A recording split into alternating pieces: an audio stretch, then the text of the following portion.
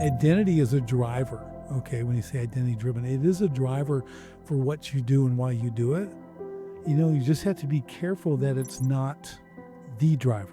You know what I mean? It belongs in the passenger seat, not the driver's seat. If your ambition, your identity is in the driver's seat, if you're in my car, I'm driving, do you tell me where to go? Do you get to tell me? Do you tell me when to turn? Me, for my wife, you would. But you're not, okay? So I'm just saying, you, Asher, if you're in my car, you're along for the ride, right? You're going wherever I go. If I go off a cliff, you and I are going together. The ambition and that, you don't want to be that. You need to be in control of where we're going. So ambition, you need ambition. Okay, you need identity. You need that, but you need that in the passenger seat. It'll be there when you need it. It's going to help you go, but you have both hands on the wheel. You understand with the vision of whatever you're working on, especially if it's in business, where that's going to go and how it's going to get there. Ambition can't be that, right? It can be fuel, but it can't be the driver. Today's guest is Richard Walsh, founder of Sharpened Impact coaching and author of Escape the Owner Prison. Richard spent years building water features and steel sculptures, work that eventually made him internationally recognized in his field.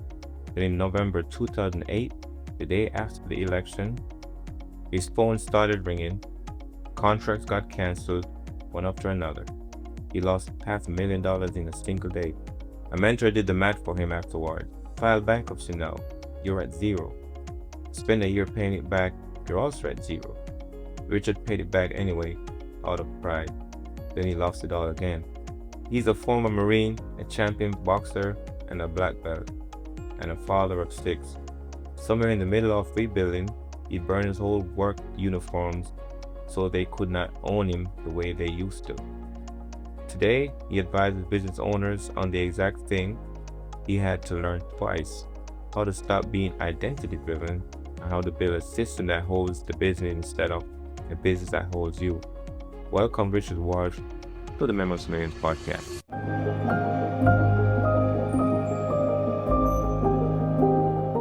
Richard, welcome to the podcast.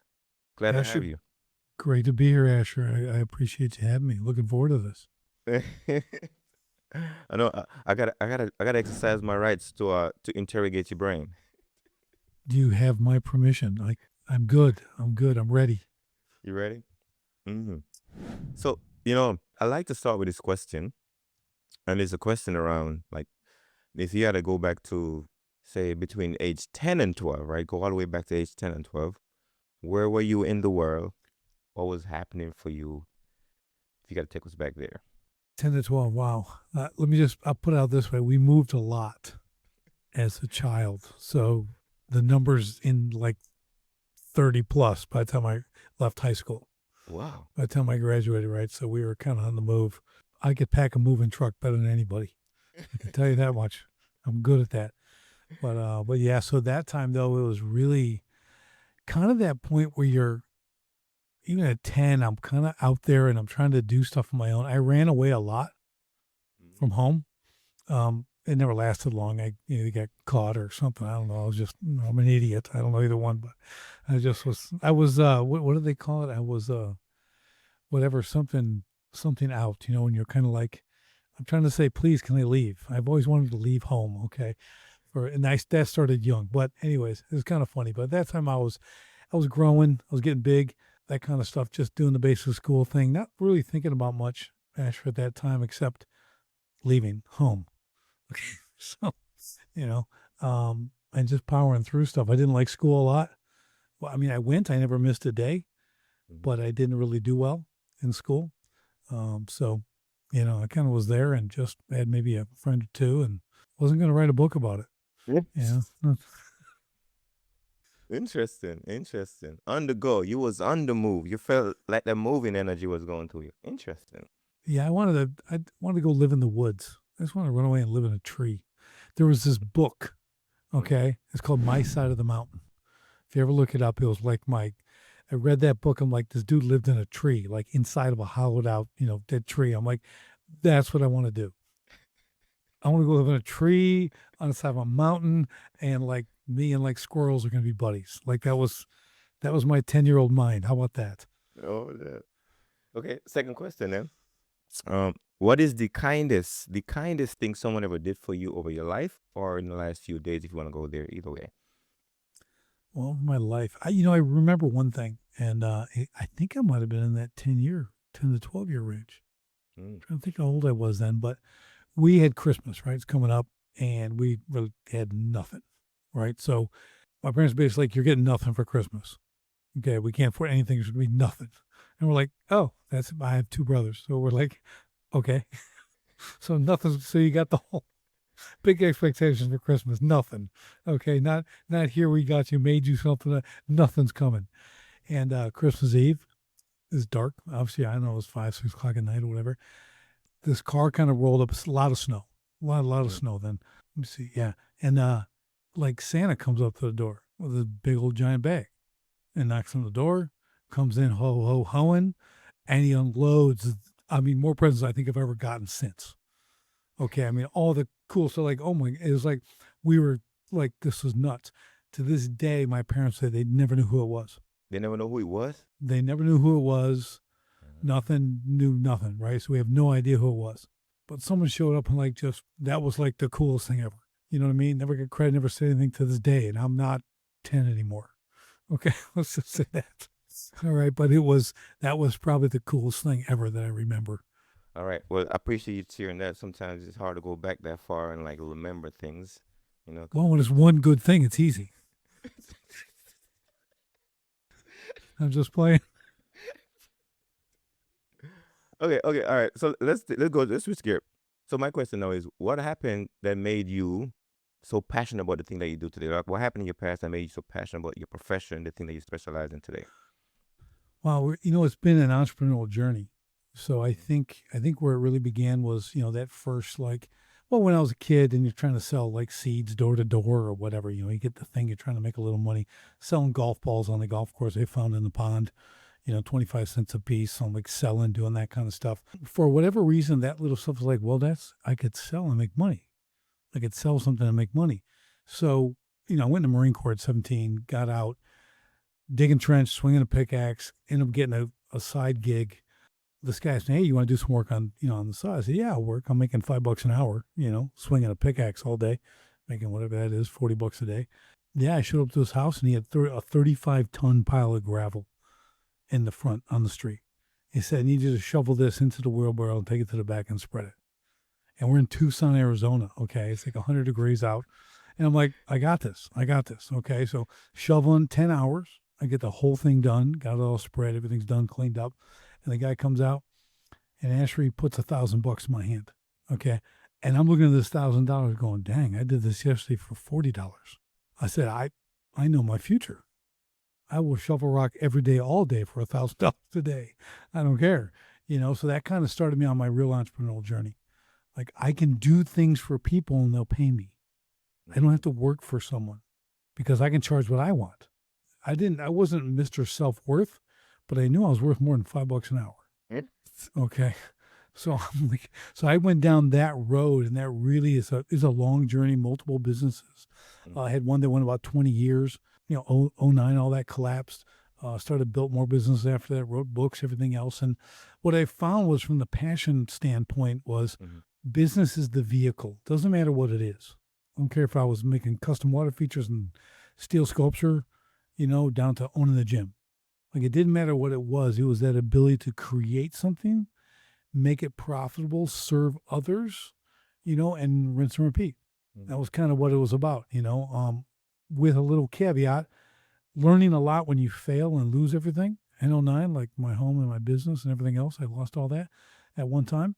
You learn a lot, so those failures, okay, became a real pivot point for me, and I embraced them. Instead of being all bitter and everything else, I would embrace them and then just move on to the next level, if that makes sense. Because it was the failures are just, like I said, they're just bumps in the road. Failure takes out a lot of people. They never try again. They go back to working for someone or whatever that is. For me, I knew I couldn't do that. I couldn't go work for someone. I'm a good employee for about a year. Then I want to run the place. So, if they asked me to leave, so I don't do that. So I just do my own thing. I guess that $1,000 actually woke you up and made me think about, like, when we first started off, it's something you need practice, but you also need to make a profit. But then you gotta figure out, how do you balance between doing something that's not profitable but it gives you practice, and then doing something that you like, time for me to make it profitable. How do you dance to that system when you was starting off? Well, you're going to make less. Here's my thing. So I do have one, kind of hard rule. Like, you're going to make money. Hmm. Okay. You're not going to not make money. I don't believe in that. Okay. And the people who go in the attitude, like, I'm not going to make any money, where you listen to some accountant tells you need to lose money your first 3 years, fire that joker. Eh? Okay. Anyone telling you shouldn't make any money for the first 3 years is a fool, okay, who doesn't deserve the credentials he may have. Okay. Mm. We want to be profitable. So I'm going to make less money, Asher, okay? I want to make less. I get it. That's practice. But I'm providing, right? I'm providing the service or a product, whatever that is. Okay. If you don't make money, you're going to lose money, which means you're going to lose your business. And I always put this out there too. The easiest thing to do in business is make money. It's the easiest thing to do. Everything else, not so easy. Okay, keeping your money, putting your money back to use, reinvesting, living, paying yourself, paying employee, all the other stuff is hard. Making money is not hard. Okay, you make some, hey, I go cut your grass, you pay me, right? I made money. You know what's hard? Paying for the lawnmower, getting there on time, making sure you do a good job, dealing with the customer, getting more work. Okay, but getting paid, not so hard. That's interesting. And with that, we're gonna jump into the Maxim game. I want to put some wisdom string from you. And I think our theme today is around identity driven. And I know that's a term that you have some wisdom on. And I would love to get your definition of, when you think about identity driven, what does that mean for you? Identity driven, I can tell you what it was and what it is. Okay, what it used to be. What it used to be is what I did. Okay, my identity was what I did. So, custom water feature builder, internationally recognized steel sculptor, doing this world class stuff, exhibits, and making great money and all that kind of stuff. That's who I was for 20 years. Okay, it became like no one can do what I do. No one can even come close to it. I'm just wow. The awards, the TV, the everything, and then you lose everything. Okay, like in '09, lost everything. I lost my business, that collapsed. I lost my home. I got 6 little kids under 4 years old, a wife. I'm like, now what do I do? Because I have no business and no home. Okay, I got to start over. One thing I realized at that point, Asher, was what I wasn't going to do, because my identity, it drove me to do identity and ego. Okay, those two get wrapped up together, right? And your ego wants to maintain the identity. So your ego is going to make you make really bad decisions to maintain your identity. Okay, and I did. Okay, and that's why I lost everything, trying to keep it alive, because if I didn't have my business, who am I? Right. So I realized after that point, like, I'm never gonna let a business own me. It is going to be there to serve me, not me serve it. The next step was like, well, then where does your identity go? So we can go that route if you want, but identity is a driver. Okay, when you say identity driven, it is a driver for what you do and why you do it. You just have to be careful that it's not the driver. You know what I mean? It belongs in the passenger seat, not the driver's seat. If your ambition, your identity is in the driver's seat, if you're in my car and I'm driving, do you tell me where to go? Do you get to tell me? Do you tell me when to turn? I mean, if you're my wife, you would, but you're not. Okay. So I'm just saying, you, Asher, if you're in my car, you're along for the ride, right? You're going wherever I go. If I go off a cliff, you and I are going together. Okay, we're going over the cliff. So the driver's, the ambition, and that, you don't want to be that. You need to be in control of where we're going. So ambition, you need ambition. Okay, you need identity. You need that, but you need that in the passenger seat. It'll be there when you need it. It's going to help you go, but you have both hands on the wheel. You understand what the vision of whatever you're working on, especially if it's in business, where that's going to go and how it's going to get there. Ambition can't be that, right? It can be fuel, but it can't be the driver. So I'm thinking in the driver and the navigator. Like in the military, we got like the TC and the guy is driving. So then he's saying, where would you put identity? Navigator seat or back seat? Like, where would you put, what seat would you put it in the vehicle? I go passenger seat. It'd be ambition's a navigator. It is. It is a navigator. You can think of it that way because it's giving you direction. Okay. Now, have you ever had a guy like give you the wrong direction? How about Now you we turn the talking. map up? How about you turn the map upside right? Okay, then we'll start there, and then we can continue to move. Okay, land navigation is not your thing. Okay, so you might be in the wrong seat. So I get that. Okay, but we have to have the wisdom and the discernment to go. This doesn't feel right. Double check the Mhm. map, right? So we got to say Yes. double check the map sometimes. Just Mhm. run that course again. Let's see where we're at. Okay, get the compass out. No, I like that. I like that. It gives direction, but that doesn't mean he's gonna give you the right direction. Sometimes it give you the wrong direction because maybe it's like protecting its own identity. Like, oh, we gotta stay this way. No, we gotta change. We gotta stay this way.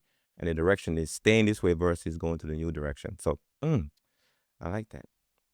Yeah, when change, no one likes change, whether it's you or everybody else. You're trying to change an organization. It's all difficult.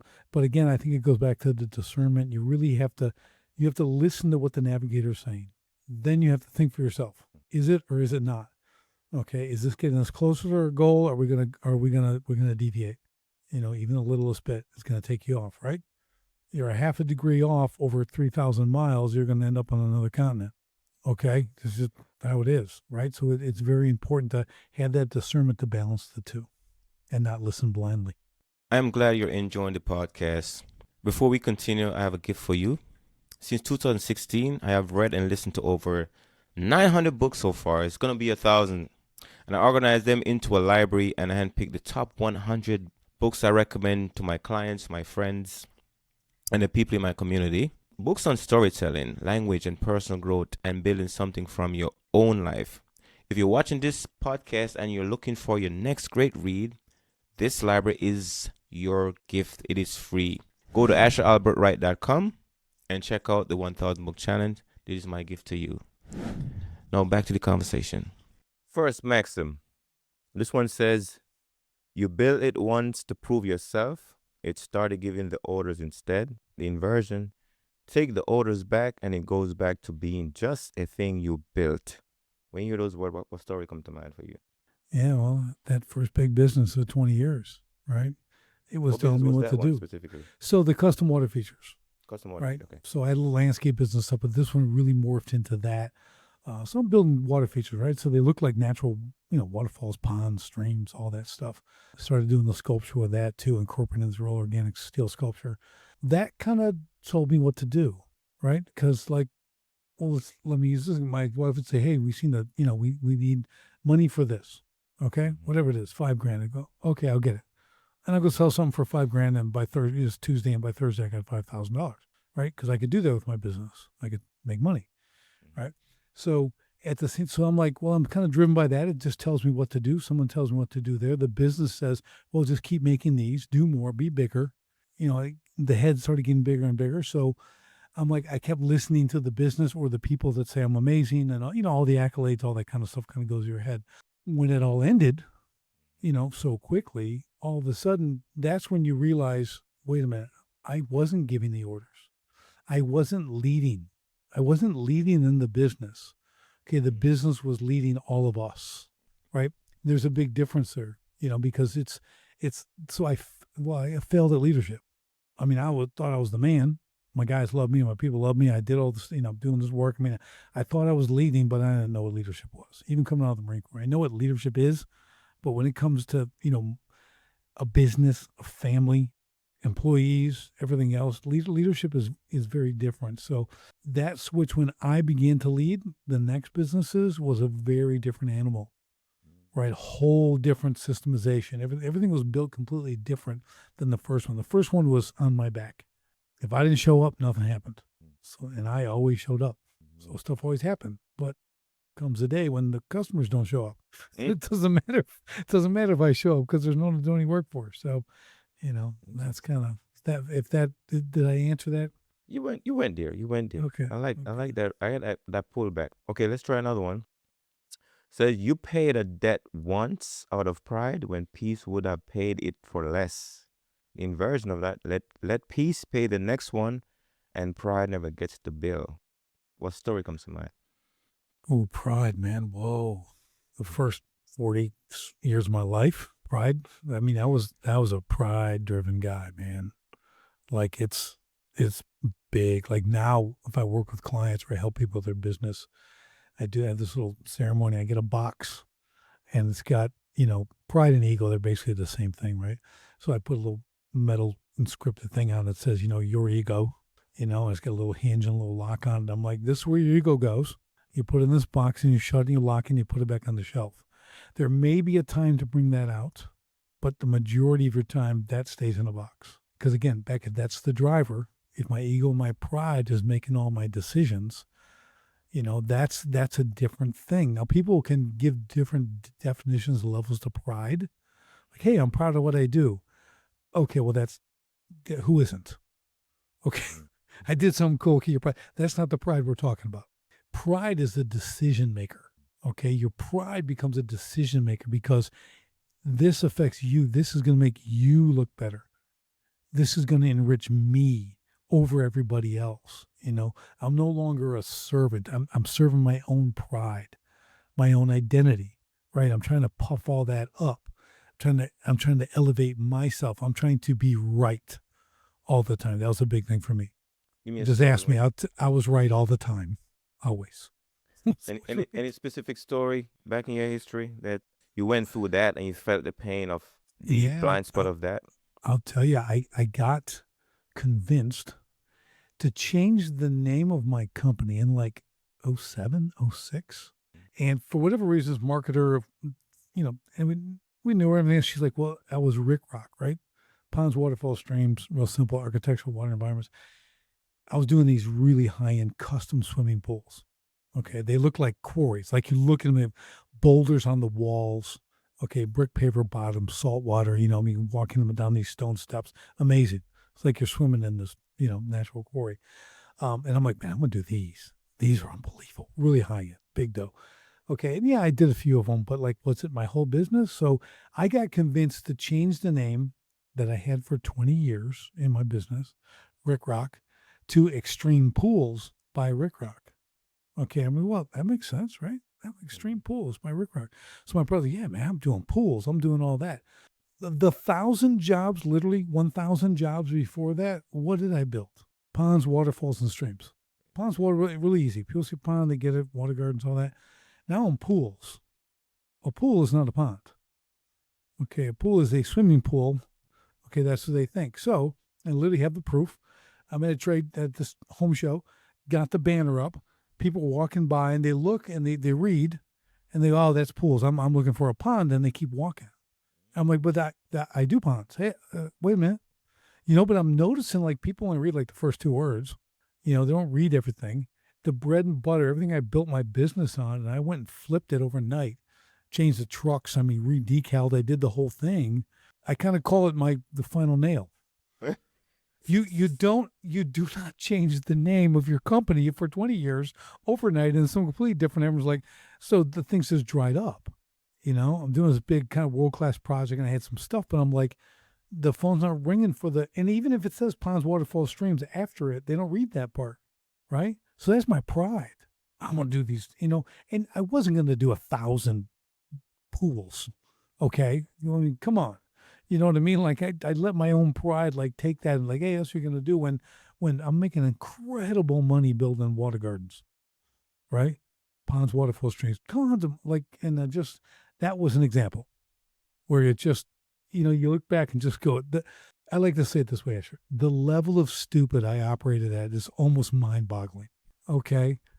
And I still kind of succeeded, but then eventually that stupidity catches up to you in a big way. But it was just, I look back and I'm like, you're just an idiot. And it was pride driven. It was identity driven, pride driven, ego driven. That's what it was. It caused you to make the worst decisions ever. So basically what you're telling me right now, you say you don't have to be smart to be busy. You can be stupid and still being busy, make money. Absolutely. There's all kinds of dummies out there making money. I can tell you that. I was one of them. So, I brag about my 1.7. You know what a 1.7 is? No, that was my grade point average in high school.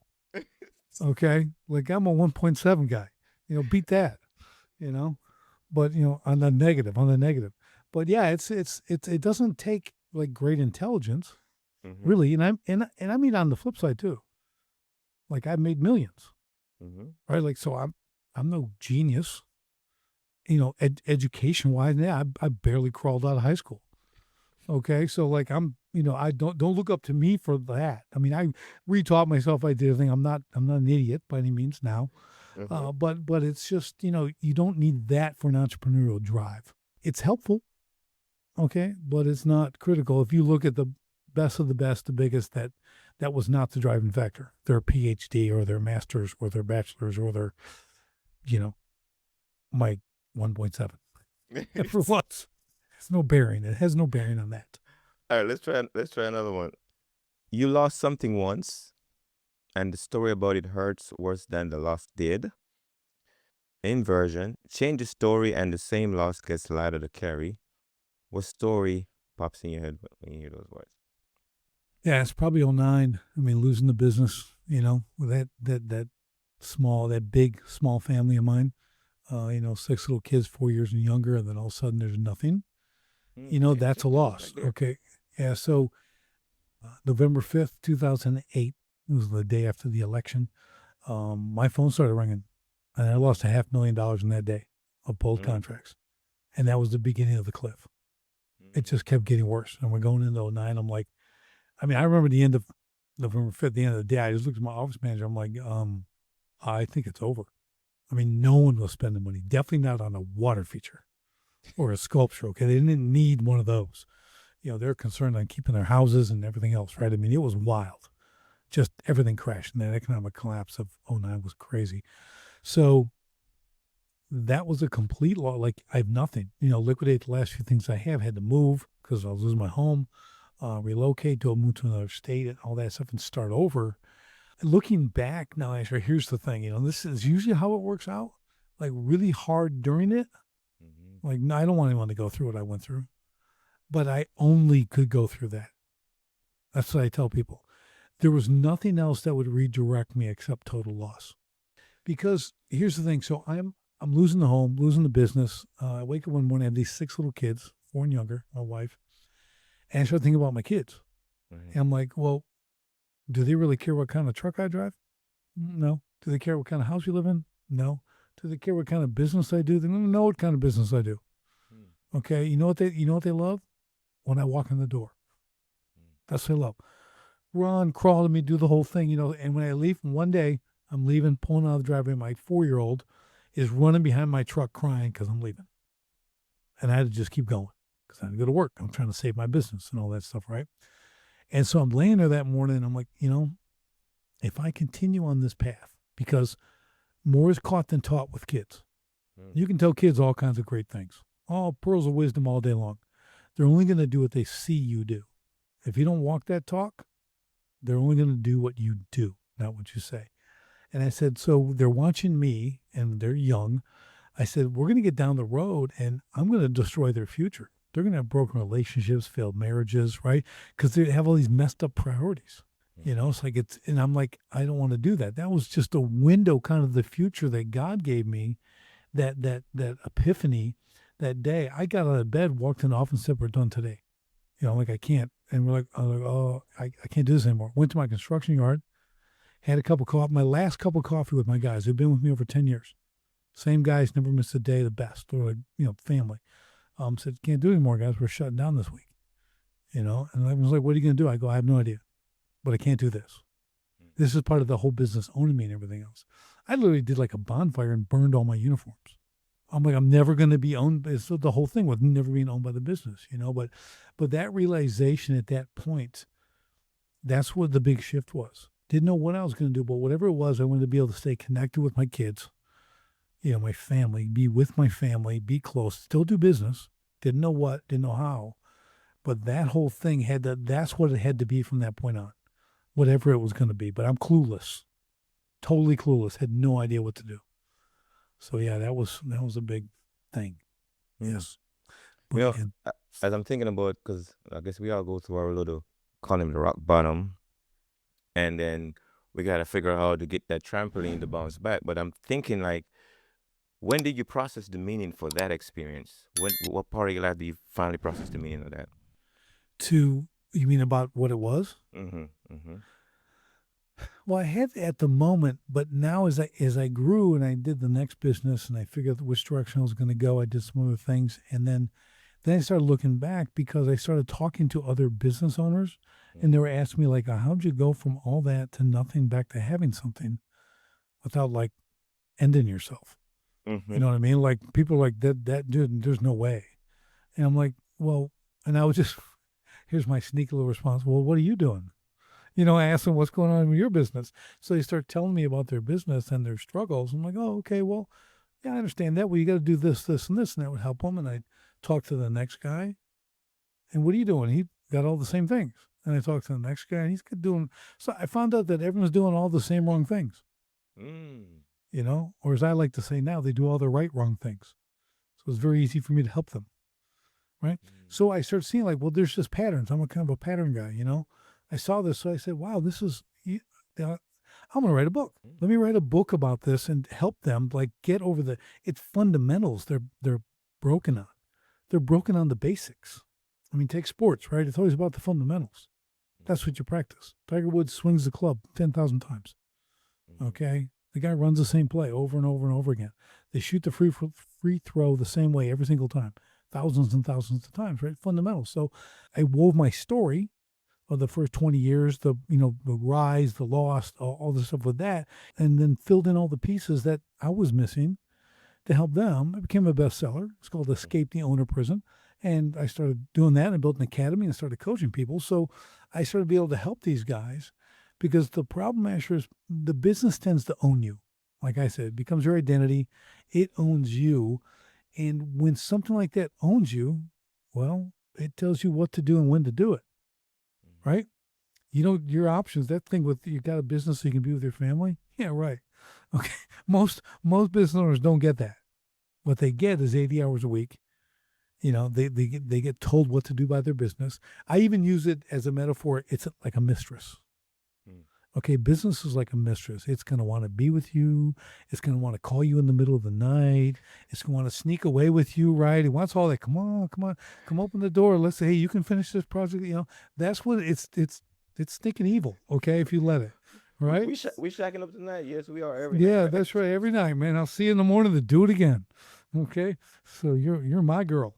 Okay, my business, right? So they never get that with their kids. Then they wonder why their kids don't want to inherit the business. They're like, why would I want to not be around my kids? I actually want to be around my family. I actually kind of love my dad. And if I'm a dad, I want them to love me, but you were never around. You always had your business. There was always that. That always took precedent over everything else. Me, mom, all this, we're second to everything, to your business. So that's where guys get trapped. And it's really it sucks because they don't realize it because they're working so hard and their intentions are good, right? But I don't care about intentions. I care about outcomes. Okay, what's the outcome of your intentions? Never being with your family? That's an outcome. Okay, and let me give you this. So money, oh yeah, we can make money. Okay, money's replenishable, right? If I make, what did I say earlier, right? Easiest thing to do in business, make money. So I make money, I spend money, and guess what I can do tomorrow? Go make more money. But when my 5-year-old is in his first soccer game and he's not playing, I'm not there because I'm, making money or working on my business. Little Johnny runs, and boom, he kicks it. He gets that first score, right? His first score in his life. He gets that. The crowd goes wild, metaphorically speaking. Where does he turn to look? He looks in the bleachers looking for me, not his mother, not his mother. He's looking for his father because you ran down there, man. He did that, boom. You're never getting that back, ever. That's gone forever because you're with your mistress. You're at business, right? You had to work. You couldn't cut out an hour to go see your kid play. And that's the first time. That's going to be the habit. Okay? That's what your child is going to remember every year. No matter, he could be stinking, I don't know soccer, whoever the really good person is. He could become that guy, right? Messi, is it Messi or Missy? Well, whatever his name is. Okay, I have no idea. Okay, I don't play. But he could be that guy, and he's still going to have this bitterness to his father because he never showed up. And he's probably playing, he's that great, trying to get his father to earn his appreciation, his respect, right? Because of that. So, that's the deepness I want to talk about. Like, you don't understand the influence you have in your family, in your community, everything else as a business owner, okay, but not if the business owns you. You have to serve it. You have to be able to carve out the time. You have to build a business so you're able to do that. And that's probably a whole nother podcast. But just remember, that's the big takeaway. That's me of, decades of doing this stuff, So Let's jump into another one.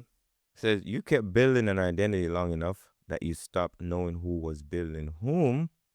An inversion. Ask a question once out loud and you already know the answer.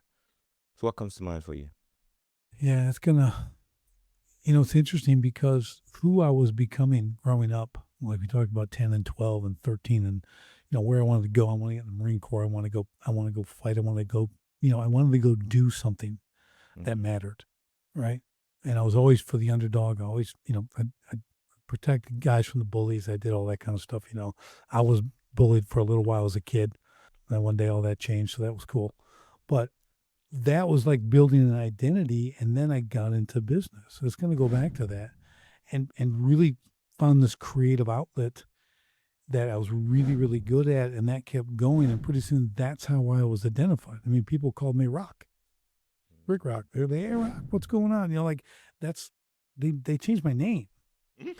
Right?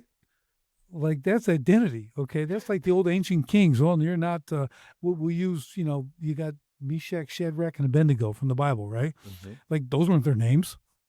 Nebuchadnezzar named them that. Okay. It might have been John, Mark, and I don't know, Jim. I have no idea. Okay. Whatever the Hebrew was at that time. But you know what I mean? That's when you have authority over someone. We name our children, right? Mm-hmm. I named all 6 of my kids because I'm their father. I have that authority, right? So when your business literally changes your name, like, dude, you're it. That's not easy to let go of that. I still got people that call me that. I haven't touched a water feature or anything in 17 years. But at some level, there is pride in that, especially when you're like young. Yeah. When you can figure out, well, this is what I stand for at this period of my life. And I want to make sure that the world validates me. I'm credentialed, right? People see me as, hey, I'm good for this thing because I'm looking for some kind of self-worth. And at a certain period of life, that is useful. But when do you switch that off? Well, remember this little takeaway, especially in the male brain, it is not fully developed till almost 25 years old. So remember all the stupid things we did at 18 and 19 and 20? Because nothing was happening upstairs, okay? Like, we all thought we were right. We all did the right things as far as we're concerned. But looking back, I look at my own 6 kids and go, you're a bunch of dummies. Okay? Well, maybe not all of them, but I give them grace for that. I'm like, well, you still haven't outdone me. So you still have, I got you. Now I'm not even going to tell you what I did because that's just going to be a challenge. Okay, so I'm not even doing that. But I look at my people. Oh, you could. It's okay. I did much worse. So I've done well. I've tested them a little bit. Yeah. So it's good. But it did work. I did. I'm preventing some things. But yeah. So I think that's where that's at. When you're young and again, it's why do you think they only recruit 18, 17, 18, 19-year-olds for the military? They're not looking for 40-year-olds. Okay, we have a fully developed brain. We actually know we can die. Okay, they don't know they can die. Okay, and that's important. I want that. I like that trait. Okay, that's a fearlessness that kind of only comes with youth. But it's important in battle because you'll win. You'll push back where the normal person would cower. Okay, so I'd like to think I wouldn't still. I still think I'm still a dangerous man. I can do things.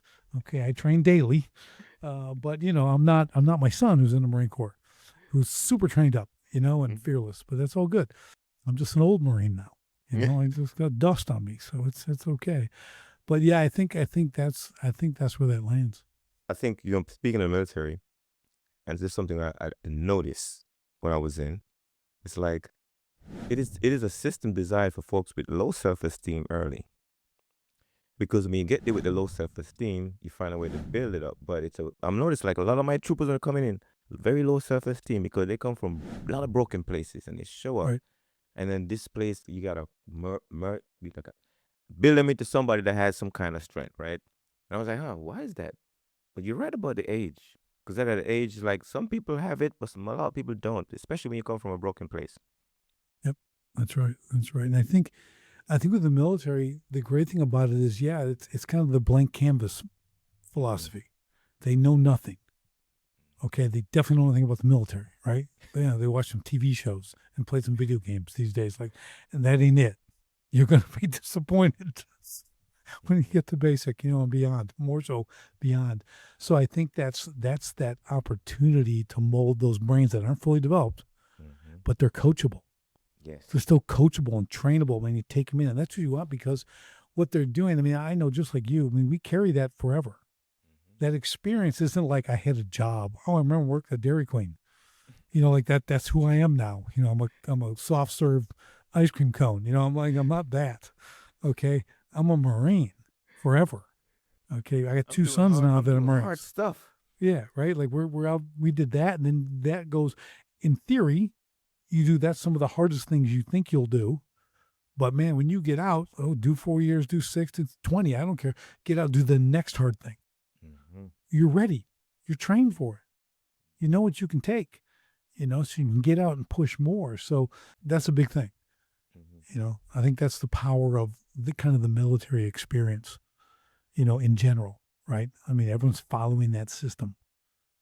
They understand they're able to work as one unit. Okay. There's just we could spend a half hour plucking out benefits of just a 4-year tour, right? Because it's life-changing. You're not the same anymore. This episode is sponsored by Life Changing Wisdom Marketplace, the home for authors who own their stories and their business. Your book, your merch, your audience. One storefront, you keep 80%, you own your customer list. You build a real relationship with the readers. If that sounds like the way you want to run your business, visit lifechangingwisdom.com. Let's try another one. You believe what you watch as a kid, not what you were told. On the inversion side, say the right thing to a kid enough time, they're still watching you instead. What comes to mind? Yeah, that's what we talked about before. More is caught than taught. I mean, if someone's got little kids or whatever size kids, or they're going to think about having kids, write that down. More is caught than taught.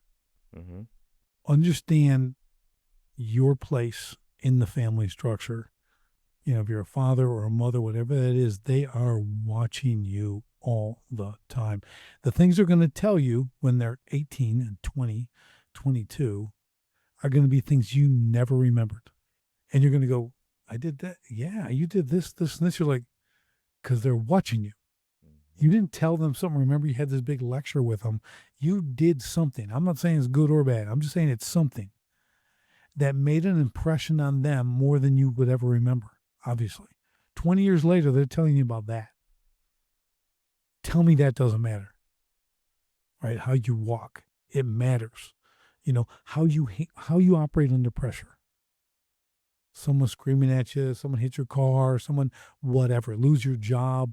What do you like? I don't mean be some fraud, and play I'm all tough. I'm just saying, like, those are the things that are gonna expose your character.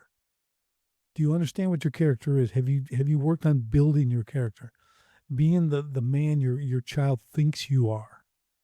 Okay, because we all, hey man, when you're 4 or 5, dad is it, superhero, right? The greatest thing ever. I watched my granddaughter. I have a granddaughter. She's 2.5, almost 3, and the way she looks at her father, my son. She's waiting, looking out the window for him. Okay, like that's a thing. Like, when's he coming? Like, when's he coming? Is that him? Did he come in the door? Is that, like that? You don't get it. Like, until you see that and you go, and they just want to see how you act.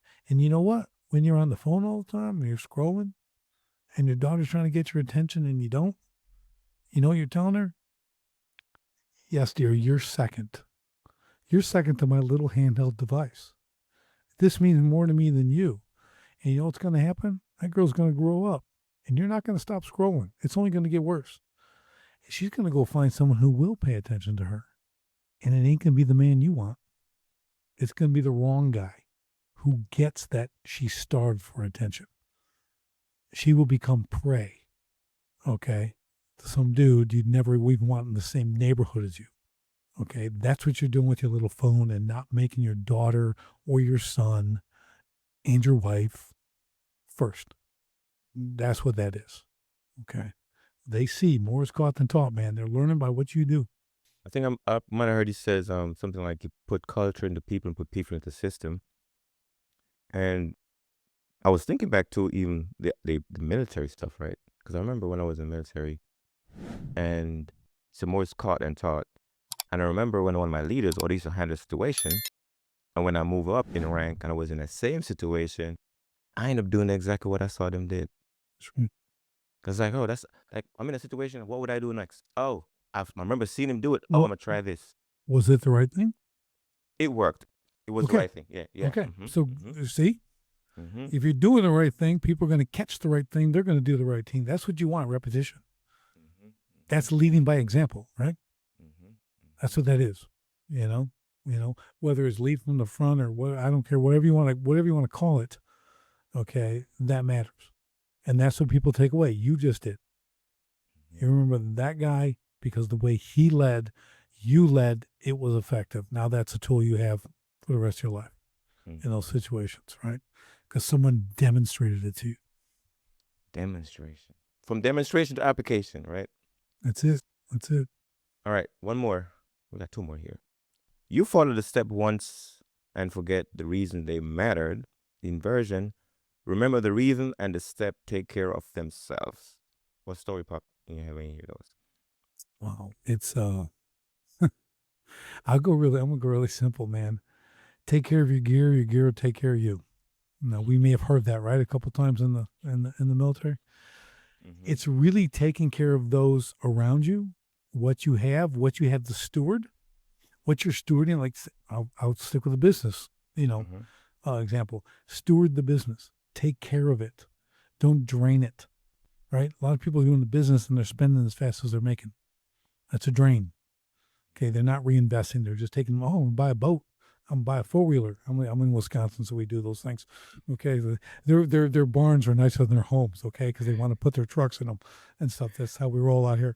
But they just keep getting the next thing, and they're draining their business. So there's no real growth. There's kind of steady build and holding a position. But you have to really understand, what are you stewarding? It's not yours. It's like, this is a vehicle. Business is a vehicle to get me somewhere. Right? There's an exit time. There's, hey, I want to provide for my family. I want to build trust for my kids. I want to leave a legacy. I want to do all that stuff, right? So that's what you have to focus on, the stewardship of that ability to make that stuff happen. It's just not self-fulfilling. Buying things to fill whatever voids in your life that you feel you got to have another motorized vehicle. It's just like, come on now, or me another gun. I don't know, whatever it is. Okay, we've all got our thing, but I think it comes down to that. It really is treat yourself as a steward. For me, and I'll just say, everything is God's. God has given me everything I have. I'm just a steward. He gives me money. He gives me things, all this, and they're his. It's like, Asher, if you gave it to me, said, hey, Richard, can you watch this for a while? I'll be back in about 6 months. I don't know, maybe it's a cat. Okay, don't bring me a cat. But it could be something. It could be your car. It could be your right, whatever it is. And you want me to like take care of it. And you need to do this with it, this with, and this. Can you do that while I'm gone? Yeah, sure, I'll do that. And then you come back and you didn't. I did that once when I was a kid. Had a fish tank, right? Love my fish, man. The only pets I ever really liked. Okay, fish. Okay. So I had this kid across the street. We're going away in the winter, and we're going away for like 4 days. Okay. So I tell the kids, watch the fish, come in and feed them, do whatever. He never came in the house. The heater went out on it. It's the winter. The heat's out. All my fish are dead when I come back. Floating at the time. I'm like, I was heading across the street to kill him. Okay. I'm like, I got to go across the street. What are you doing? He killed all my fish. I'm going to kill him. Okay. I was in like 5th grade or something. 6th grade. I don't know. I just knew the boy killed my fish. Okay. So, whatever. I guess the story may have more impact if it was a puppy, but I had fish. That's all I had was fish. So, Mm. but he was not a good steward, was he? Yeah, don't want to come back to that. So I could go all biblical with that too, but I'm not gonna. But yeah, that's where I'd put that for sure. I mean, with the theme here is identity driven, and I thought about two. You mentioned a cat. They say it's like there's two motivations for a mouse: whiskers and cheese, right? So then you Right. guys figure out if you go if you're gonna use the whiskers or you're gonna use the cheese. So which one would you say was your motivation when you were starting off? Probably the Whiskers. I was never money driven. You know what I mean? That wasn't my purpose. I never thought like I'm gonna go make lots of money. Like this, I'm gonna make things. I'm gonna go make like, look, I can do this stuff with rocks and make artificial rock like at the zoos, and I put water on them. I'm like, I'm making that. I didn't care about the money. I made money. Mm-hmm. You have to charge something. I never charged enough. Mm-hmm. Okay, and I mean that seriously. All the way through my career, I'm at like 300% profit. Okay, like crushing it. Mm-hmm. And you know what? No one ever said to me, I charge too much. You know what they did say? You need to charge more. Okay, like everyone, like, yeah. It's just, I build till it's finished. I'm the only one who knows when it's finished, when it's perfect. If it took an extra 8 tons of stone, so be it. Now it's perfect. But it was just one of those things. It never drove me. What drove me was, hey, be successful, be known, build great things, be known for building great things, be the best, and that attitude did get me more work, greater work, more opportunity and everything else for that. It wasn't because I made lots of money. That was just the byproduct. So it really was that focus. And so I'll put that in the whisker category. I guess it's kind of hard to tell because everybody's different. Some people, they're definitely they're cheese driven. Sure. Some people are whiskers driven. You're right. But if you're cheese driven, just remember you always want to be the second mouse.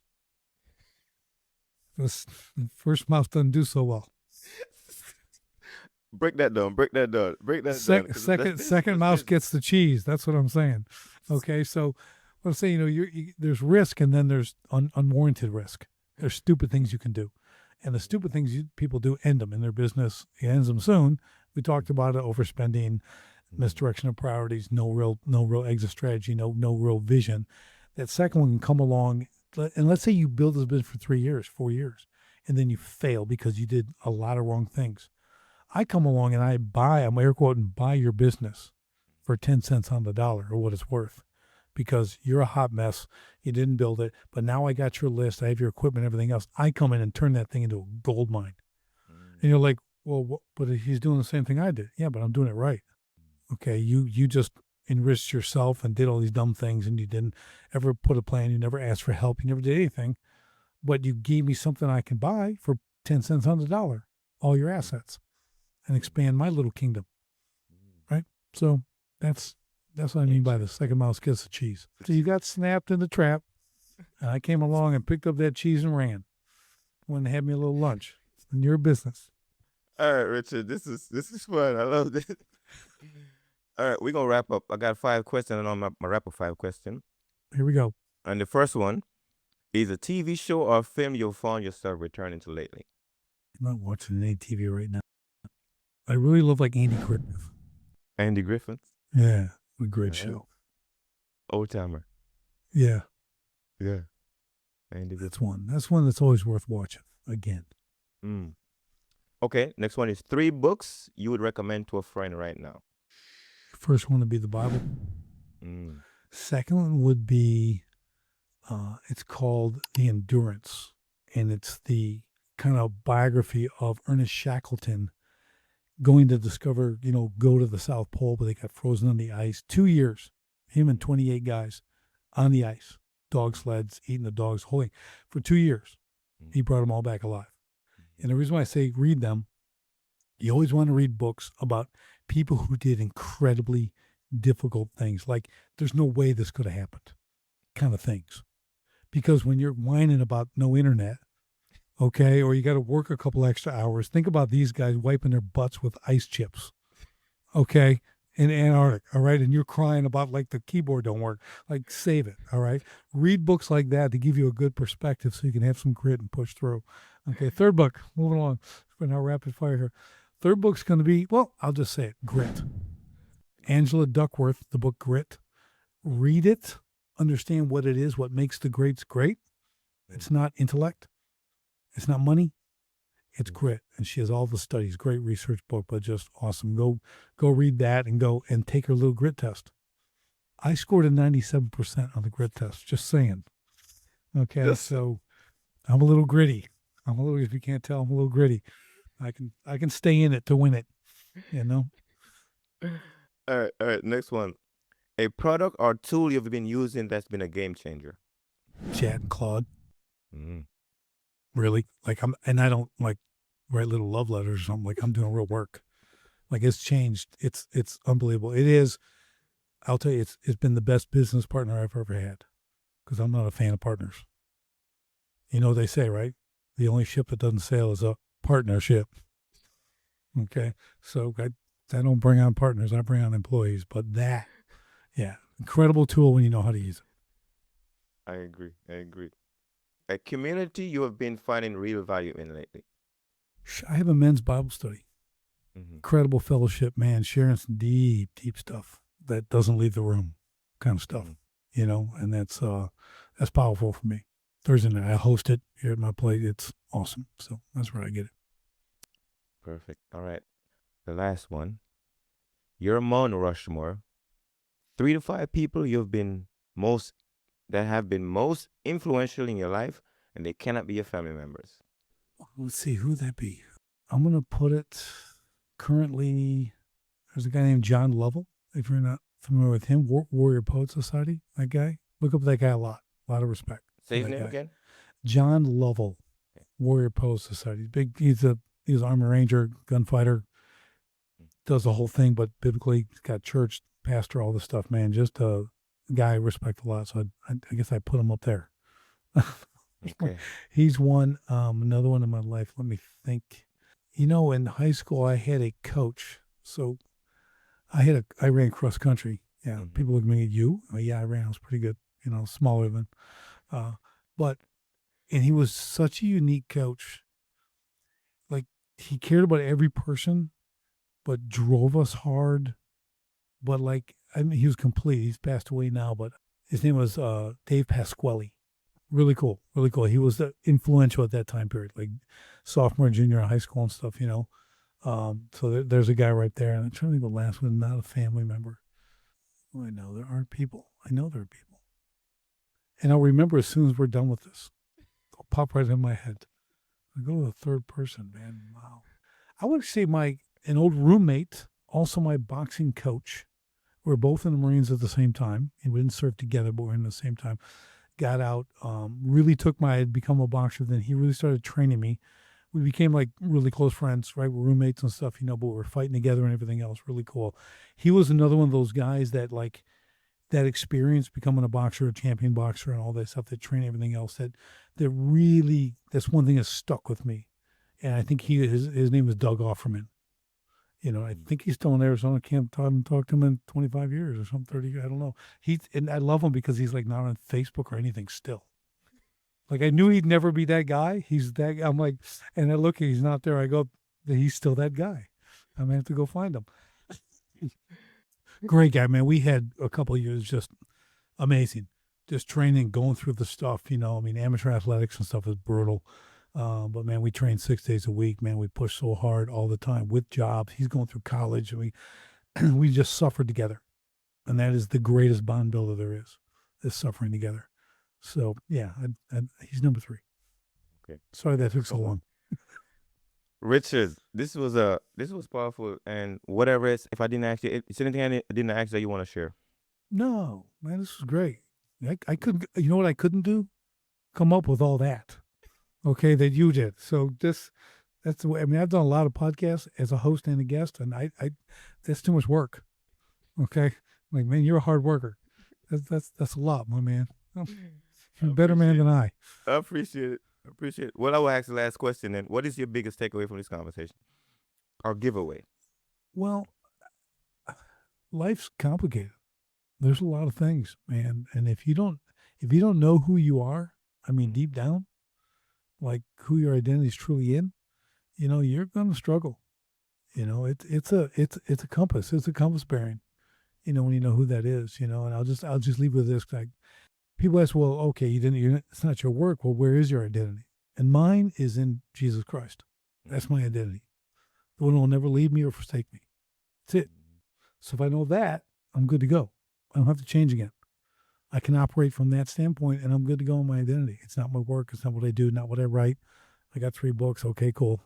Who cares, right? Like, all that, it's good. There's nothing wrong with it. I do a lot of things.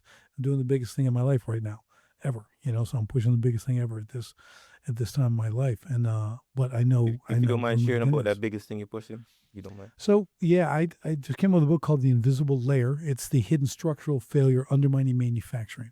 So I've created what's called command infrastructure. I install into factories, industrial services. So it's command. It works on command drift. So it systemizes command, frontline leadership, right? So it's no longer personality driven. So shift to shift, plant to plant, things stay consistent. It's not based on a personality. It's based on the system, the human system, where guys can fill in. Just like in the military, right? Sergeant goes down, corporal steps up. Corporal goes down, lance corporal steps up. As corporal goes down, PFC steps up, and so on, right? We build it like that. It's not a military thing, but it's kind of based on the principles, right? I've kind of gone back. It's called, you know what it's called, Asher? Retrofuturism. Retrofuturism. Say that 3 times fast, okay? Now, retrofuturism is what I've done, right? I've gone back to an old discipline that used to be holding standards, right? And I brought it to the future, and I've reorganized it. Okay, I've rebuilt it to apply it in the workplace now. Where how do you, everyone has a standard, but how do they keep it? How do they enforce it? And then who enforces the enforcers? I got all that. Full ecosystem on this stuff, and that's what I'm rolling out now. You was mentioning about the stewardship. I like that term. I remember I was one of my brigade commander way back in the day. He was at the motor pool, and he was telling us about. He was like, you train them, you break them, you fix them. He was talking about equipment at the time. Right. But then I started thinking about it deeply.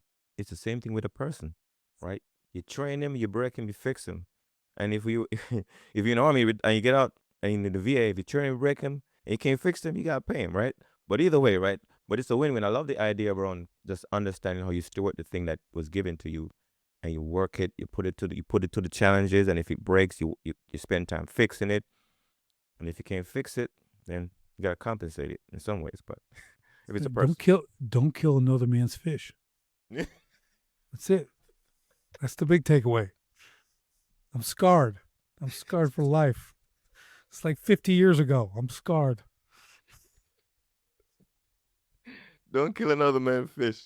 Yeah, there you go. That's the big takeaway today.